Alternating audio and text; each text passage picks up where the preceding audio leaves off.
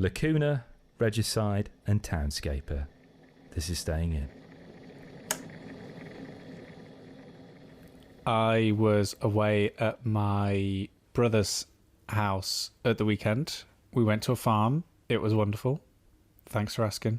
And we fed some goats and we fed some llamas. But the amazing thing about the weekend was trying a new type of chip that I've never tried before.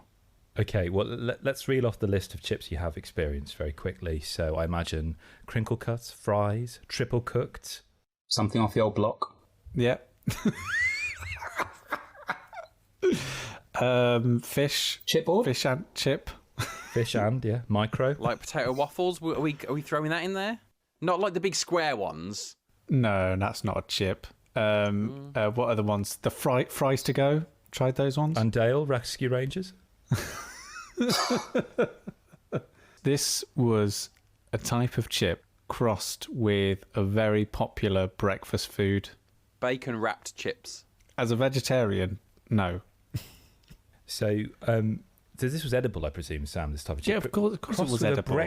Crossed with a breakfast staple. Crossed with a breakfast. I'm thinking of cereal. I'm thinking of toast. Or go the other way, chip butty, because then it's like toast with chips. Yeah. That's no. Baked beans? Beans? No. Pan chocolate? It wasn't chips and something. It was a chip literally crossed with a popular breakfast food. Like if you imagine the coating was made out of this breakfast food. Okay, cornflakes. Cornflakes wrapped chips. Cornflakes can be used as like a breaded style They can thing. be. They're excellent. You can make some really nice chicken nuggets with cornflakes. But I'll put you out of your misery. They were hash brown chips. Okay. I mean, it's potato. It's just chips. It's just. So what you're saying is it's chips. It's potato crossed with potato. You could have just said, Sam, last weekend I had a small hash brown. I had lots of small. At which point does it become browns. a chip and not just a small hash brown? When you can easily dip it in ketchup. Have you? I mean, I can very easily dip any hash brown I've ever had in ketchup. What kind of a hash It's brown too are you big having? for That I kind of, ketchup. oh my god, I can't hold it with one hand. It's too big. I think you're missing the point here. They were chips that tasted like hash browns. I don't know if I want that. Yeah, it's also just it's potato that tastes like a different form of potato. I mean, It sounds too good. They're crisps, but they taste like mash. Oh, gosh. Can you imagine putting your hand in a packet of Walker's crisps and it's just, oh. The minute it touches saliva, it just turns into mash. No, it's changed my life, and I don't know whether I can go back. It's changed your life. I don't know shout whether I out to can your go wife, back. to your son, to your family and friends. No, you didn't change Sam's life. We were completely astounded about about hash brown chips. I couldn't believe it. You know, I thought that 4 times squash was the limit of human achievement, and then they've only gone and crossed hash browns with chips. I mean, I can imagine, like, you know, that sequence at the end of Oppenheimer, Sam, where the camera zooms in on him and he's staring at the raindrops in the puddles. I imagine that was you at this farm. What have I done? Yeah. It's one of those things. I went to a farm and all I came away with was a hash brown chip. Oh, that's well worth visiting. This is what they farm.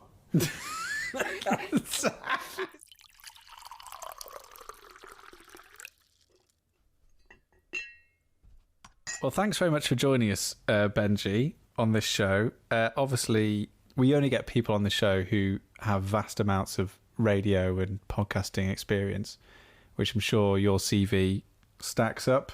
I don't know if it's that farming, cookery. But thank you for having me. It's a pleasure to be here. It's good. Yeah, we were speaking just before we started recording about hospital radio. How long did you do hospital radio for? I think I did it for about 2.5 years. And genuinely, part of the reason I stopped is because they had to level the hospital. They destroyed it.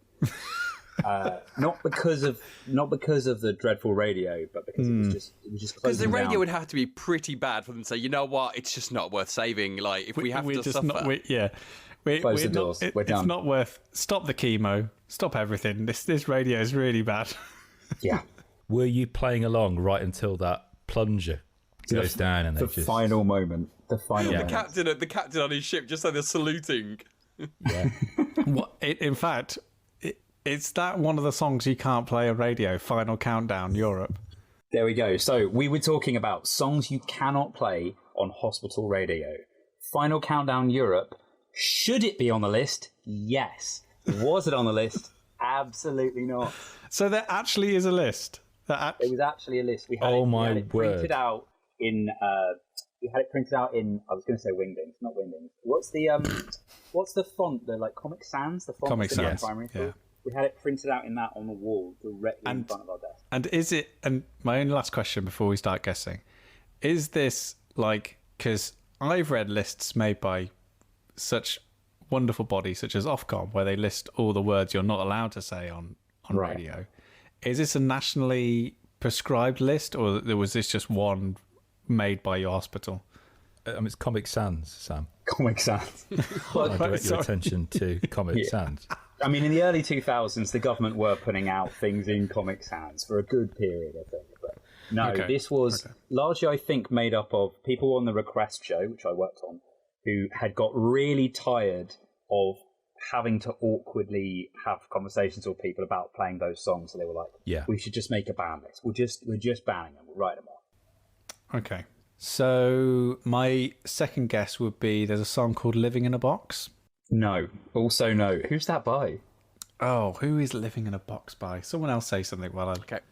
I was gonna go with Stairway to Heaven. Stairway to Heaven on the list. Yeah. It's on the list.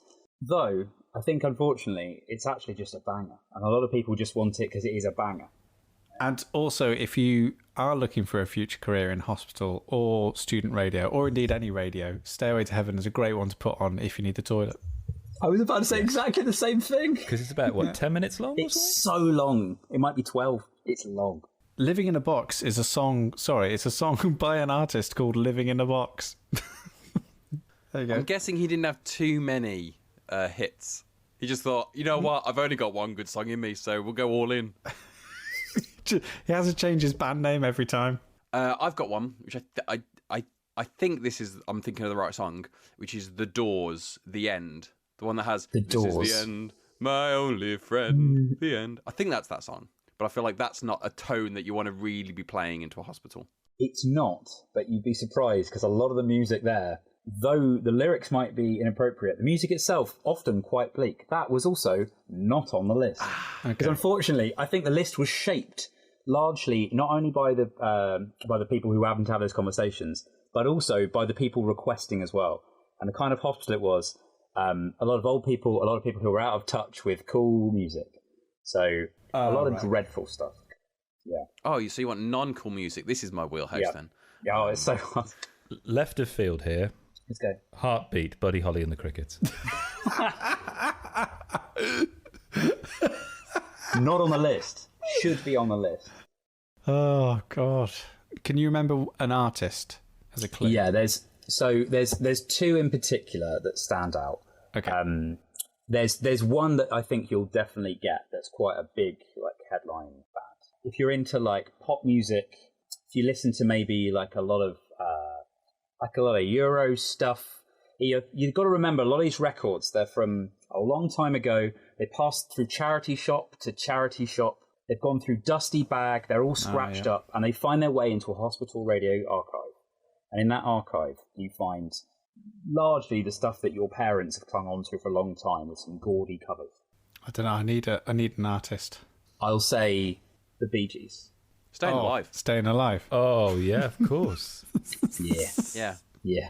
I imagine that was top of the list. Yeah. Which would have been problematic considering the advertising campaigns that the NHS created around the song Staying Alive. They had the whole thing of performing CPR to the sound. If you needed CPR and you heard that playing, you wouldn't have much faith in the people administering it if they had to play the tune whilst they're in the hospital. Yeah, people are like, oh, what is it? I can't remember. Is it 1, 2, 3, 4? Is it just one? What is it? The Bee Gees. Yeah, it's like if you're in a restaurant and from the kitchen you hear the chef and he's singing Happy Birthday to try and work out how to wash his hands. I tell you what, this is a great game to play in a long car journey. Oh, I've got another one. Let's go. Eric Clapton knocking on heaven's door. Bingo! Bingo! So I think heaven is a as a kind of a key word that they just type in. Songs with heaven in. No. Yeah. Generally, anything about knocking on wood, heaven, or another one that sticks out was the verb "the drugs don't work." Oh yeah. Which already it's a dreary song. It's not. It's not one for a Sunday afternoon. But also, come on, guys, give me a break. It's not the sentiment you want kind of people ill in hospital to be hearing. The drugs don't work. Nah, not at all. Not at all. But I tell you what, it was a wicked job. It was really good. I've just gone to royalfreeradio.co.uk to see what their band list is. All the songs that you mentioned are on there. There's some other crackers like Bye Bye Baby, Bay City Rollers. Ooh. Die Another Day, Madonna. But I mean, who's playing that song? That's pretty funny. Who's watching that film? I know. Who Wants to Live Forever? Queen. I think my favourite one, and my two favourites are She's Gone, Hall & Oates, and Another One Bites the Dust, Queen. Yeah. Oh, I love that. Glorious.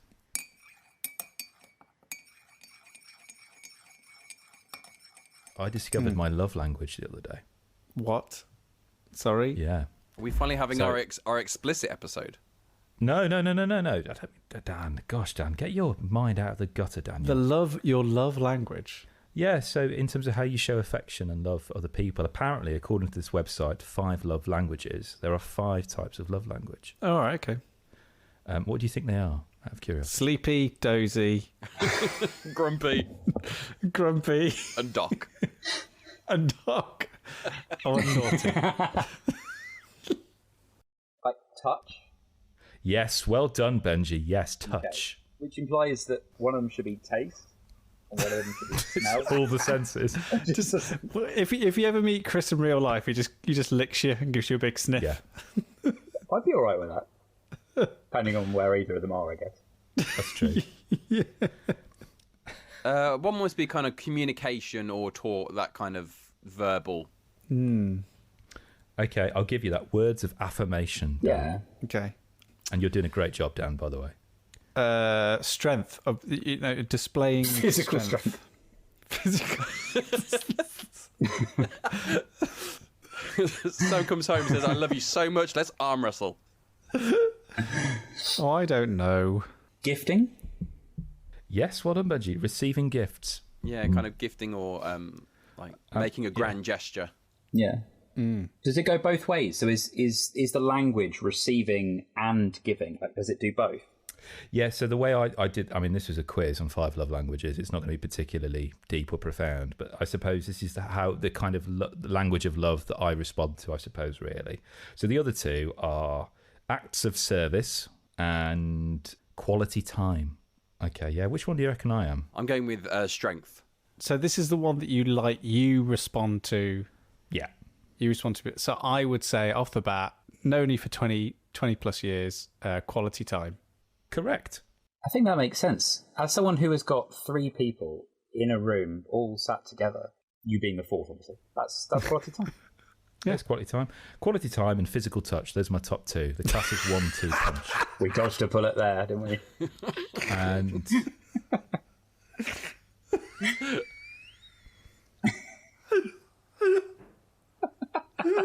Oh no, we've broken Sam.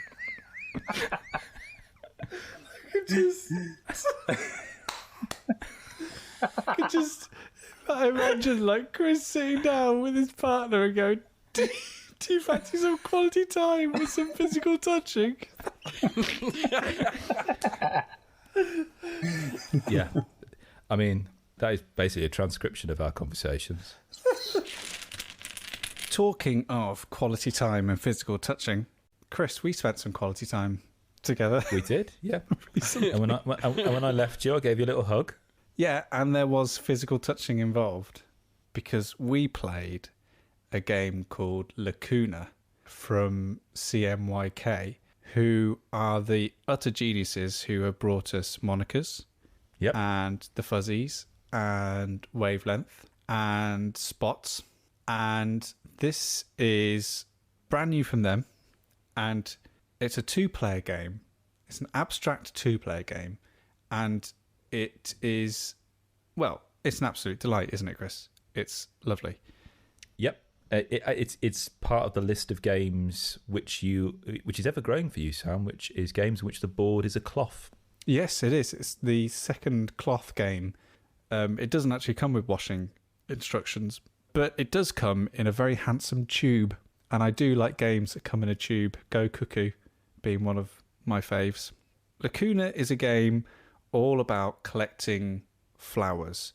And what you do is you pop open the tube and you unfurl this wonderful blanket almost onto the table. It's quite a large blanket, actually. It takes up quite a bit of table space, which I wasn't really expecting. And then you give each player 6 of these lovely metal tokens that have a real heft and weight to them. They come in this wonderful pink bag.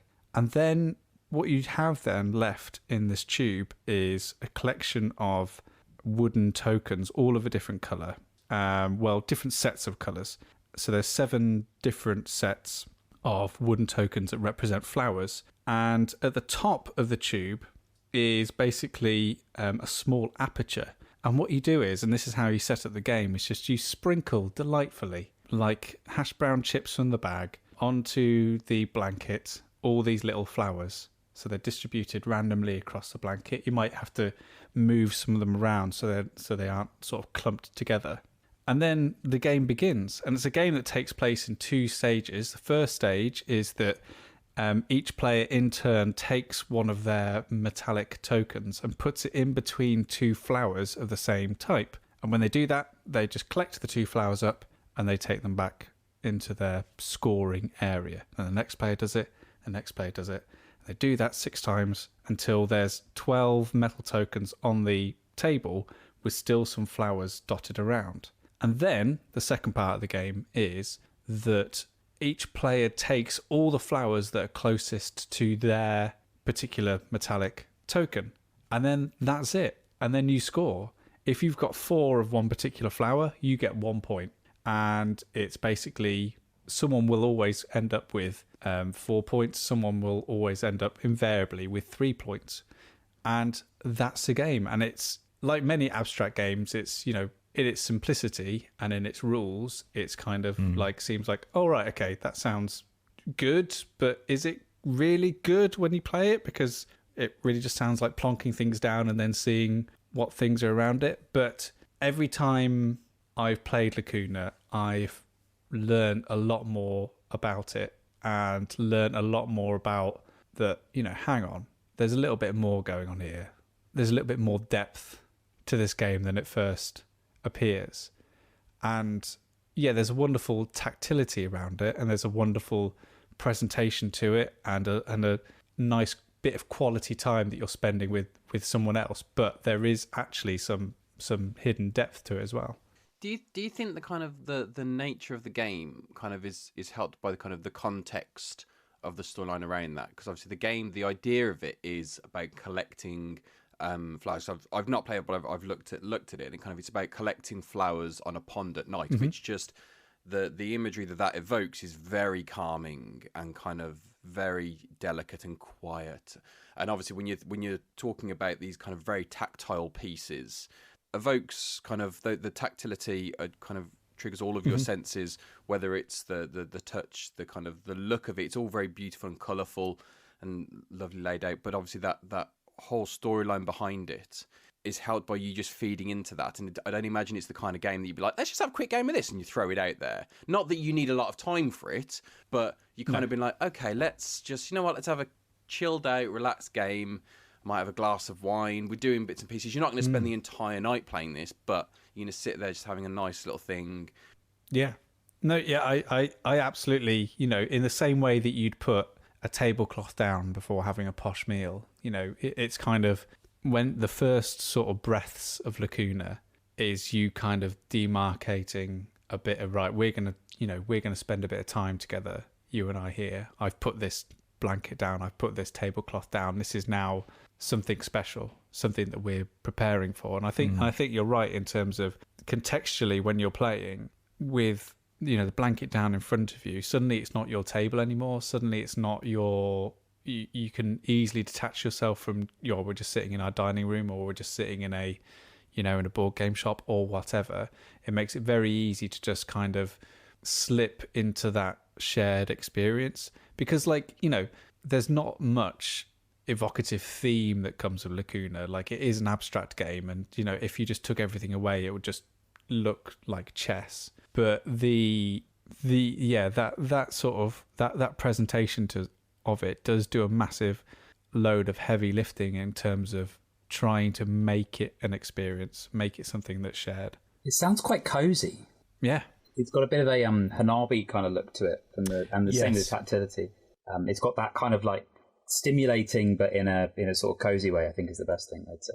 Yeah, it's an interesting thing you say that, because it reminded me of games we've spoken about on the pod before, A Gentle Rain as well. Mm-hmm. And I think it feels ceremonial when you place those metal pieces, because they are quite weighty in quite marked contrast to the quite light wooden pieces that are almost like the chits that you get in parks. There's wooden pieces there that feel quite light, and you almost feel they're going to float away in this pond. And if you nudge them ever so slightly, because it's a kind of a spatial puzzle, but a gentle one.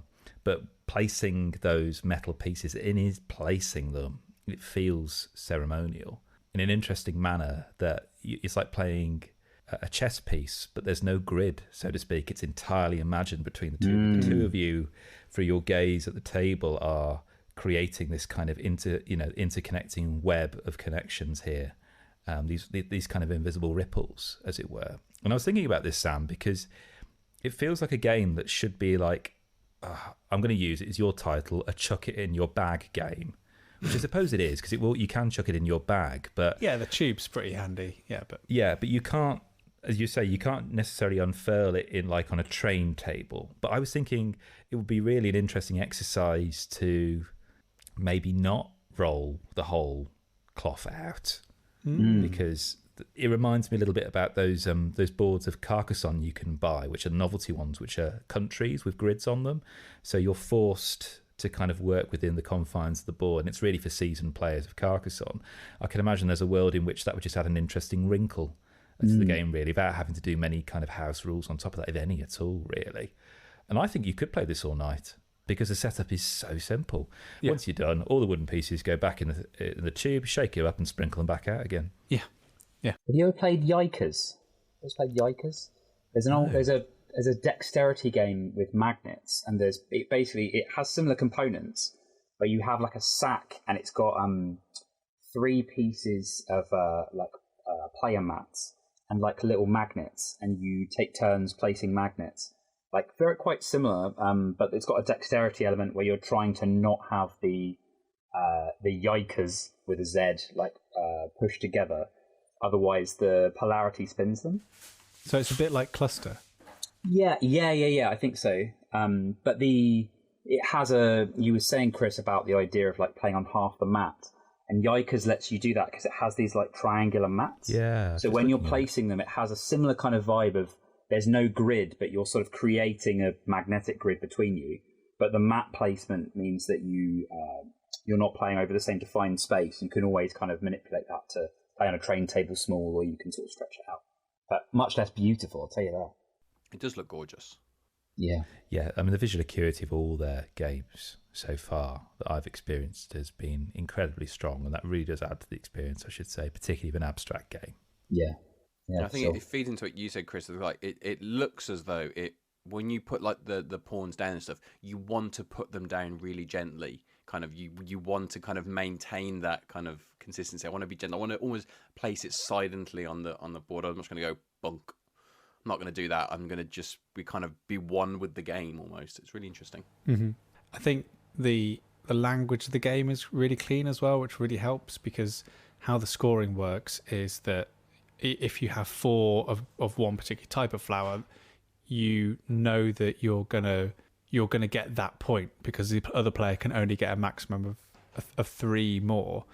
And because you're picking up flowers as you're going and placing them in your scoring area, you can see at all times how your opponent is doing in terms of collecting flowers. So the moment they've got 4, you can always go, right, that's it. They've got that point. I'm just going to move on to something else of the game. So it has such a clean and clear language to it, which means that on my part, like, I never really felt like I was frustrated with the game at any point, like I was really chasing anything, because I just knew at all times where I was in terms of me versus my opponent. And so, how long does a game take? Because it shouldn't strike me that it would last very long. So obviously, if you're gonna play over an extended period, you're playing lots of games, which then kind of feeds into kind of is there kind of an exhaustion of the game, or is it something like Suro, where when I play that game, the game lasts like no time, but kind of like I'm happy to just start again, because I never feel like, even though I play with other people, I never feel like I'm against anyone in those games. It's just it's a kind of a challenge to myself. How long can I keep that on the board? So is there a similar thing with this that prevents it from becoming exhausted? I would say typically first time you play it takes about 5 minutes. Second time you play it takes 10 minutes, because the first time you play you're like, oh, just placing these. Oh, it looks very pretty on the table. Second time you're thinking, oh, okay, now I know what this game is. And again, because the pieces are weighty, you feel that once I've played this piece, I can't take it back. It's like chess. Once the piece is there, I can't take it back. And you're trying to think, okay, I need a little bit like cluster. You know, when you're kind of placing the piece there, you're trying to think, okay, how many wooden pieces am I going to score here? And is there a chance that Sam could play a piece that's just going to squeak in there and steal it from me? And also, when you're first playing, your focus is in a very small kind of area, really. But afterwards, because, you know, the rule is you've got to play it between pieces, essentially. Well, these pieces, if you can draw a straight uninterrupted line between them, could extend really far. And there's something really satisfying about discovering a pairing that you'd not noticed before, plonking it in there. So 10 minutes, I would say. It depends who you're playing against, really, because Sam's master strategist, you know, I can see his, you know, the cogs are whirring there. He's thinking, I could go there. 10 minutes.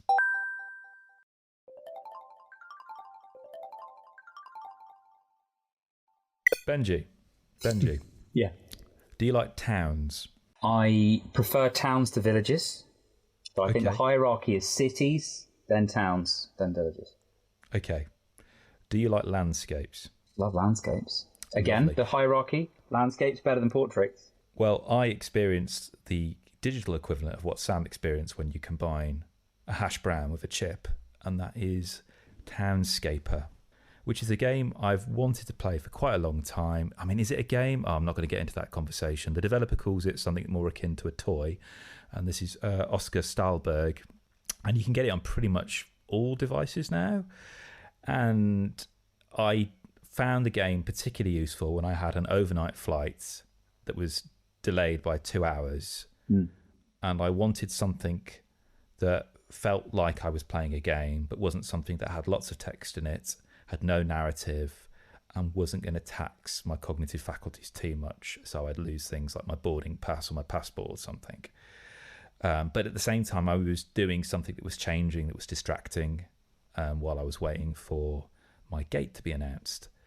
Have you played it at all, Benji? Have you heard of this game? No, I've read it online. I've had a look at the Steam listing for it, and it looks like a bit like Dorf Romantic if you took away... Yes. If you took away the game. Very much so. Yeah, that's a perfect analogy for it. And we've talked about Dorf Romantique already on the pod, and it's one of the reasons why I think I went and bought this. And it was also dirt cheap. I think I got it for like £4 in the Switch store or something like that. I love that. And it takes place in this infinite sea, and you just click on the ocean, and once you've clicked on the ocean, a square of dock appears. And it's not like a random square that feels like it's incomplete. You know, you click on that bit of ocean, a perfect, fully rounded bit of dock just appears, almost like it's floating in the ocean. If I click next to that little dock that I've made, there's a beautiful pop sound, and it just extends. It's almost like cells dividing. It's really quite nice to watch. And as it pops, you see a little bit of animation of like bricks flying in the air as this thing has just suddenly appeared. If I click on top of it, I get a building on top of that. I click on top of that again, I get another building. It extends, and you get towers and things like that. If I build a kind of a sea wall and surrounds it, grass will eventually appear there. And that is essentially the game. There's a little menu to the left where on the Switch I can just use the direction buttons to cycle through colours. So next time I click, the dock or the building itself will be this particular colour. And it respects physics. So if I was to build a building that was an upside down L-shaped, and that overhang that comes out, immediately like this long pier strut below it will hold it in place until I click elsewhere, say, for example. I mean, that is it. And I think it's quite telling that it's not called Cityscape, it's a Townscaper.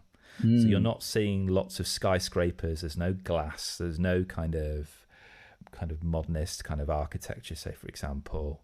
It's like a quaint, very much like Dorfram Antique, a kind of a quaint kind of European kind of town, really. And it's also quite interesting that there's no people, there's no cars. Ooh. And there's seagulls and stuff flying around. But what I quite like about the fact that the absence of people and cars is obviously it saves them a lot of time making the game, but also, unlike SimCity, where you're halfway building a road and there's traffic waiting for you to finish the road, you don't feel that sense of urgency as you're playing it, really. And it is just really kind of satisfying. And if you want, you could just randomly click on it without looking at the screen, just look back up this monstrous city or town you've made. And you start to, well, I find this, as soon as I start to build a miniature world, I mean, I do it playing Carcassonne, you start to imagine, okay, well, why do they build the city this way? What kind of people live here? How do they go about their daily commute? Because it just doesn't seem, it's grown in an organic fashion as opposed to being this kind of regimented grid. If our friend Pete was here, he would have just made this the most, and I love him to pieces, but his urban planning is dictatorial, let's be honest. Dan? Yeah, over many times we've played Minecraft as a group, without fail, we've all been doing random things, and we've come back just to find Pete has built a giant block tower made out of dirt, and he's just spent hours doing it, and that's his thing. I've seen this game before. I think what attracted to me before is the look of it. I think it looks absolutely stunning. Like, just it's all kind of animated, kind of pastel colors, kind of architecture in terms of their advertising anyway, kind of leads into that kind of European kind of aesthetic of kind of like what I think of as the like of kind of Greece and stuff like that. Not necessarily in terms of colors, but that kind of really relaxed environment. What I wanted to know is, because I always kind of thought of this as a game, I mean this in a good way, where you just kind of perhaps start it, create a small area around the dock, and then maybe go away, and then come back and be like, I'm going to sit here and I'm going to add a few streets, and I'm going to go away. And I'll come back and add a new. I always kind of imagine something like on a iPad device, that'd be perfect for that. Would it work in that way, with that sense of kind of just constantly building, as opposed to sitting down and having a session on this game, just having this thing of just constantly every now and again just dropping back into it, and you end up with a situation of like 6 months later, and suddenly you have this huge expanse that you just built up over time. Would that? Yeah. Would that work? Because that was always quite intriguing to me. Yeah, I discovered this today. Again, there's lots of stuff I've just only discovered today in this game by just seeing what other people have done. Like, I didn't know you get fields in this game, because I've not worked out how to make that yet. Yes, and also I discovered saves. So I didn't realise every time I left the game it was saving what I did last time, which, God, I mean, in Faro Airport in Portugal, God knows what I was making. But I saw a guy today, I watched a YouTube clip of a guy who does like a YouTube series on urban planning and urban design. And he was taking like a particular historical approach for urban planning from America and replicating it in Townscape. Interesting. Which is really interesting because, like, I suppose it's like when the developers of Minecraft saw people going off and just trying to push it to its limits and do these extraordinary things, because, the net you're drawing on, or building on, I should say, is fairly infinite, I would say. The only drawback I find is, because I'm playing this on a Switch Lite, portable, which is really useful for the touch screen. And go pop, pop, pop, pop, pop. But if you want to kind of take in the splendor of what it is you've made, you really want to see it on a big screen. So that's the kind of trade-off I'm finding here. I can pinch zoom and I can go really close, and it's really intuitive. I can kind of like look at my town from all angles, but I'm finding that there's a lack there of the spectacle that I kind of want to see, really. There's an interesting thing where games are constantly trying to build up and up and up, and you accrue resources and build something. And I think it's fascinating to me, the idea of trying to strip away some of that and trying to say, instead of trying to hoard resources, where am I going to use them? Say, no, you have the resources. You're playing The Sims and you've got infinite money, but what do you want to do with it? But the idea of like, where do you draw the line and say this is done? Like, how do you decide that that's your project complete? At what stage? Do you have any idea of where that will be for you? It's interesting. Like, I must admit, I when I play this game, it's more the case of just, it's almost like a little bit like a cookie cutter game where I really just want to experience the feeling of making something and creating something without a view as to what this will look like. I have no game plan whatsoever. I'm just randomly clicking through colors that intuitively feel right in that moment, almost like it's a form of automatic writing or automatic painting, really. Like making music or something. Yeah. It's really interesting, and I feel this buzz of creativity, and it is a short dopamine hit of some sort, really. And I love the fact, as you say, that they've created a game here which distills the thing that I'm drawn to, which is I want to see a miniature city or town that I've made. Have you been able to play the thing I got you for your Secret Santa? Oh, your journaling thing. That solo RPG you bought me? I haven't yet, Dan, no, because of the RPG that I'm running with you and Sam at the moment. But I literally came across it the other day as I was reorganising all my solo RPG stuff. I've still not played The Wretched. The only one I've played so far is A 1,000-Year-Old Vampire. It's good. Yeah, and so I really am drawn to solo RPGs because I like the fact something that comes in what is quite a very small, often very well-produced book, contains within it this kind of multitude of different worlds, really, and I can replay this and I will get a completely different experience depending on where I am in my life at that particular point. I have one that I've been working my way through slowly called Miru that I found on Twitter. Miru, Miru. And I found it because there was a Kickstarter for a sequel to it. But it's a classic kind of map-making solo RPG. You're sort of moving through hexes. So it's map-making, but it's also journaling. So it kind of combines two of the big solo RPG things. I played a lot of Avery Alder's big map-making game, which I really liked, which name evades me. But I played a lot of that. Quiet Year. Thank you, Sam. Yeah, A Quiet Year. I really enjoyed the map-making of that. And it kind of has that feel, but with a bit more solo focus because of the journaling. And you sort of have a story that's told day by day, and you're slowly sort of not only plodding across a map, but uncovering things, like these little tiles that you're finding. And like you were saying, Kris, about the idea of sort of forging your own narrative through the points that are sort of randomly thrown out, you do kind of tie those points together with your own narrative that isn't there. And slowly, as you play more, you end up writing more and more narrative because you're so invested in the things that you've built up, narratively speaking, that connect the dots. So, well, I went from A to B, so it means that by the time I'm at C, well, obviously that affects what happened at A. It's really nice. And it's quite a light theme for Miru. The sequel to it's kind of this slightly more like sci-fi horror thing, which I haven't picked up yet. So the first one's much more straightforward, like sort of fantasy apocalypse thing. But the art style is really nice for it. It's very it's really clean, minimal, clean zine kind of thing. But it's got quite a striking, like I'd refer to it as like a striking analog aesthetic. It looks very much like someone who's like released something on like a cassette tape. It's that kind of vibe. Like they've made their own record and put out on a cassette, which I really retro, like. Yeah, they're really good. I found them on Twitter. Highly recommend. I think their name's like Hokodo or something like that. But I've had an absolute blast with it because you can it doesn't feel like it needs too much investment. I think a lot of things like 1,000-Year-Old Vampire, I think, have done really well because it feels like a big, juicy product. Oh, yes. People like that it feels like this beautiful, gorgeous tone. But I think the flip side of that is it means sometimes it's a bit harder to pick up because you're like, well, this needs a bit more love and attention because it's a real thing. But I think if you've got this zine, it's got a bit more of a stick it in your bag and, actually, I'll do a couple of days of this and I'll just sort of journal a couple of days. I'm always on the lookout for map making stuff because I've been using A Quiet Year with Sam and Dam actually to help me flesh out the world of this RPG we're doing at the moment. So would Miru be useful in terms of actually building your own kind of map for an RPG?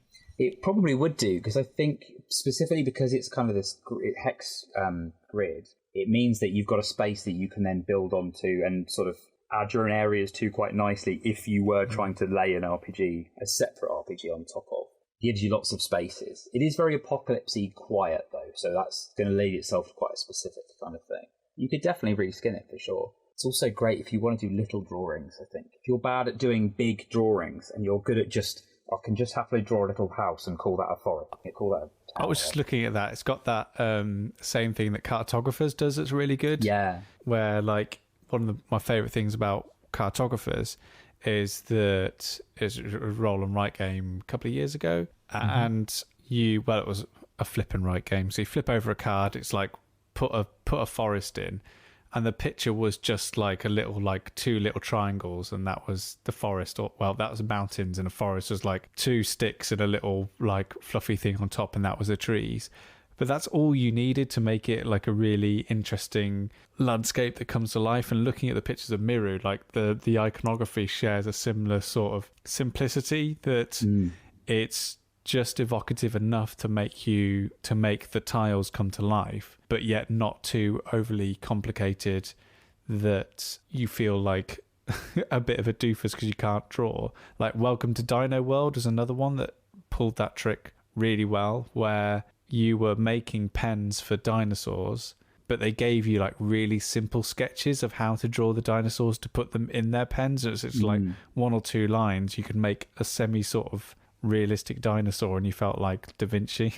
I think that's a huge thing to overcome for a solo RPG, right? Is like, how do you overcome the player's potential huge inadequacies? In both imagination and drawing. Yeah.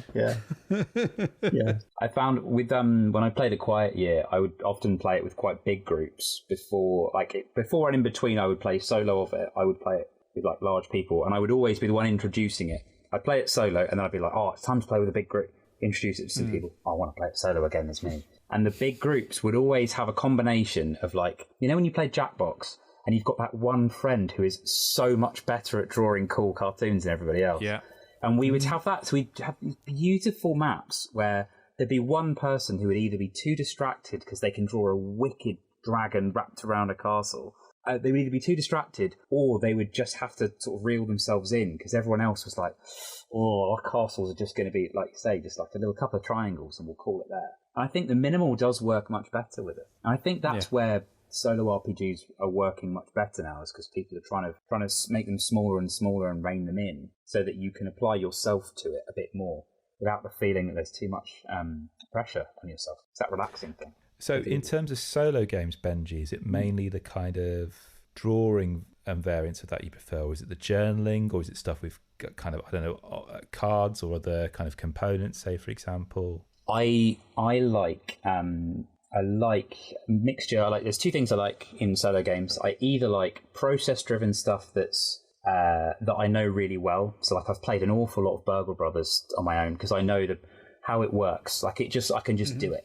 In the same way that I can play, I've got a combo deck for Magic the Gathering, and I can just solo that because I know the process of all the bits and pieces connecting. Lovely. But the thing I really like about solo stuff is the weird stuff. I like all of the obscure things that people couldn't really do because this game can't hold. It can't hold 4 or 5 people. So like, I just recently played VOID 1680 AM, which is a game where you make a radio show and you make a playlist, and you're the DJ in between the playlist, which you just couldn't do with 4 or 5 people. The idea of that is phenomenal. It's so weird. Like, you have different callers who call in, and you kind of have to find a song that will work for a caller. Lovely idea. But that isn't going into your Dungeons & Dragons 5th edition book. It's cool. That's amazing. I mean, it brings us full circle, which I love. Yeah, we're going back to the radio stuff. That's wonderful. Other weird stuff, I forget the name, but there's a truck driving solo RPG I like, which has you leaving voice notes on your phone, and each day, instead of writing a journal, you have to physically record a message to yourself in character to your loved ones back home from a payphone. And just that's something other games they're not playing in that space. It's really unique. That's a bit like Alice is Missing.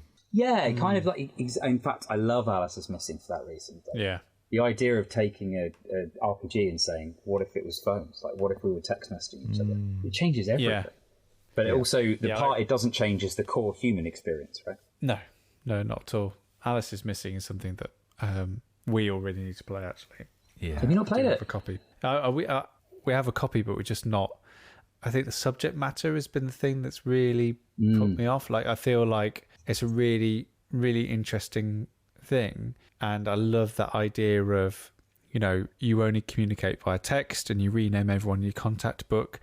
And for me, it almost sounds. It's almost like an oxymoron. Like, it's almost like it's a paradox of itself. Like, it sounds really inviting and engaging, and I'd love to show it off to lots of people, but it also sounds like one of the most immersive ways to play an RPG. Like, I can see myself, because of how we interact with phones and how we interact with that space, suddenly it becomes, I just feel like it could become really immersive, and it could become really involved. And especially with that subject matter, it's just been one of those things I've kind of I've just been wary of introducing it.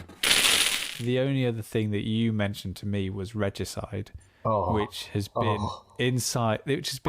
which has been in and out of various shopping carts over the past 2 or 3 years, because part of me goes, right, it's just a deck of cards, but then part of me goes, but look at that deck of cards that's specifically made for Regicide, and I need to own that.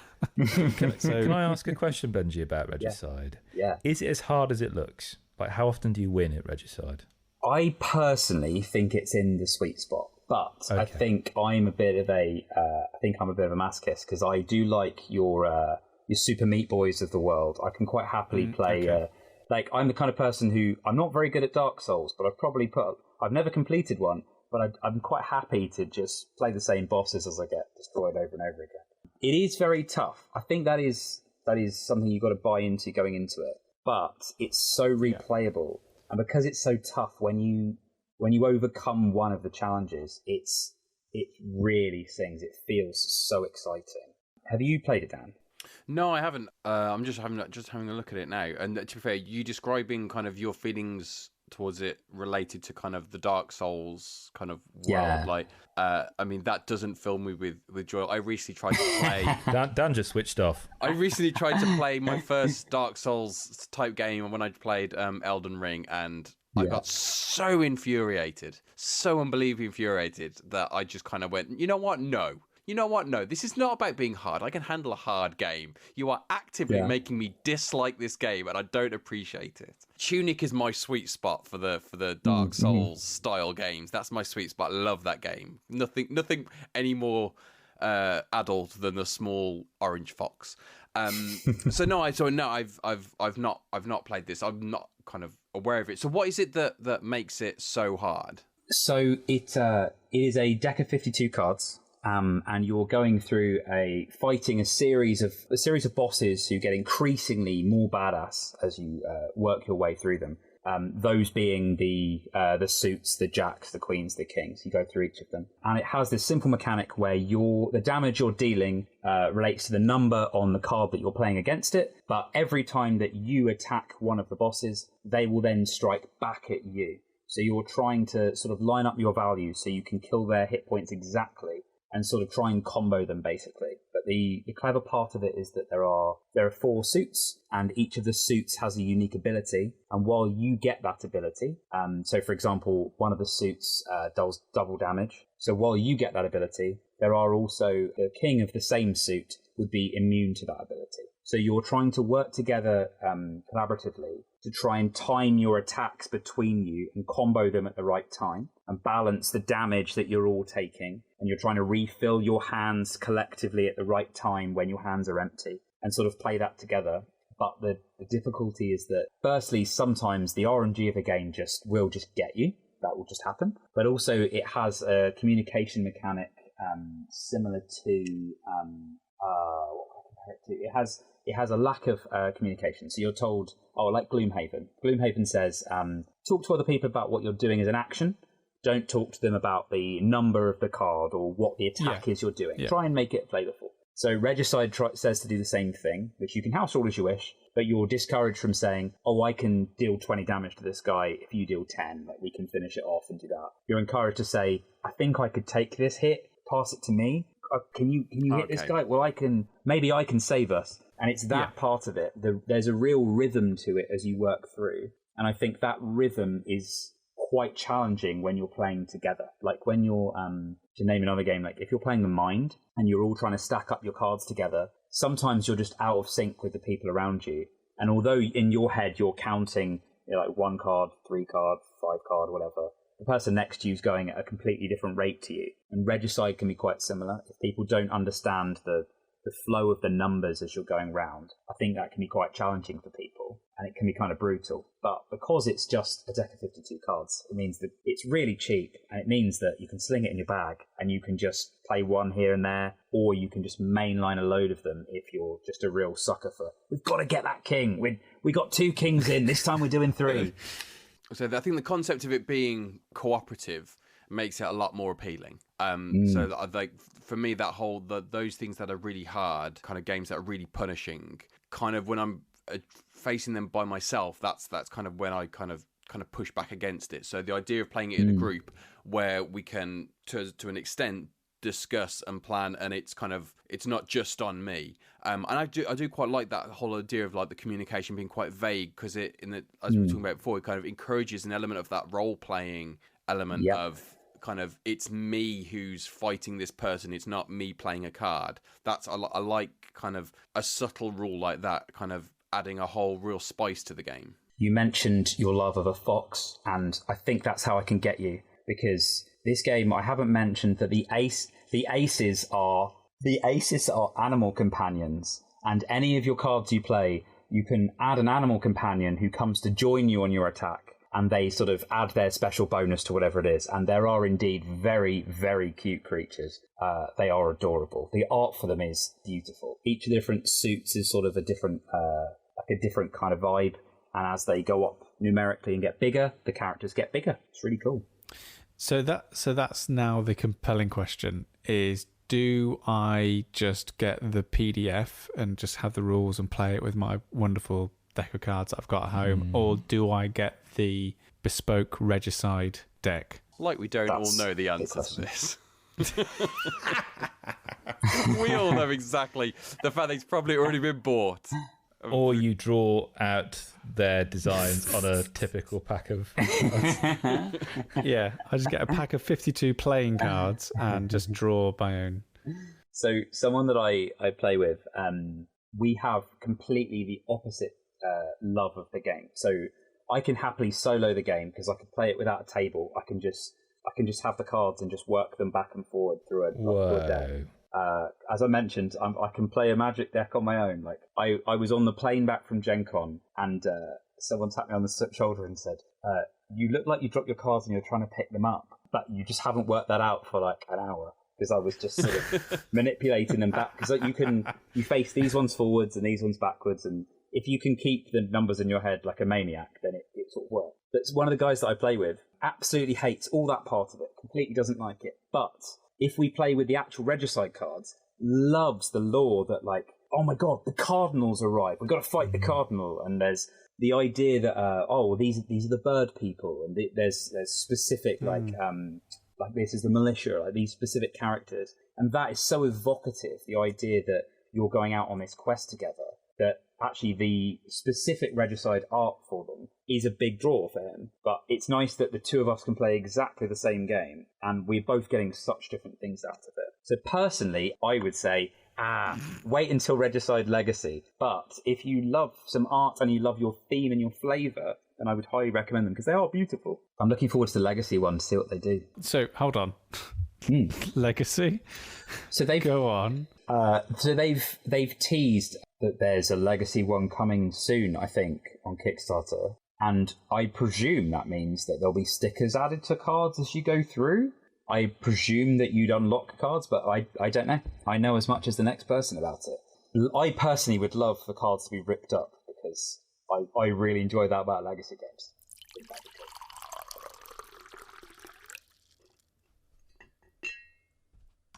So, Sam, you'll be pleased to know that Go on. the supermarket Iceland sells hash brown fries for £2.75.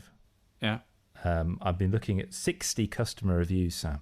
60 customer reviews. About four and a half stars. Most of the reviews are bemoaning the fact that these hash brown fries are so good, they're always out of stock. You know, fantastic. Only problem is they don't keep enough in stock. We no longer eat chips, thank you. That's from Michael Kuehl. I love these things that people, especially when the comments don't actually say anything, because I always think like, you've taken time to write this message, and yet the message says nothing, but you've chosen to take the time to say, I have nothing to say here. I respect it. People who spend the time to just give something, but an average review, it really helps me because everyone else is just giving these really contrasting Marmite opinions. Yeah. This is the best thing in the world. Never touch this with a barge pole. I need more people who are boring to say, I ate these. My biggest pet peeve is people on Amazon who answer the question saying that they don't know the answer to the question. Does anybody know if this would fit this? I don't know. Then why answer? Well, Benji, you're going to love Michael again because 6 days before Michael left that review, he also posted another review, the same star rating. Very nice taste. No punctuation, sorry. Very nice taste. Is nothing short of perfect. The only problem being is the availability issue for delivery. Otherwise, we cannot thank you enough.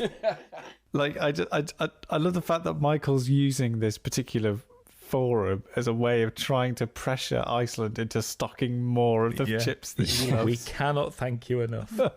I mean, it literally has changed Michael's life. This is another one submitted by Iceland customer. They were for my granddaughter. She loves them. That's a really lovely thing to say. That's a weird thing to say. They were for my granddaughter for that does not tell like a birthday me present. why I should buy the product. That a small girl likes them.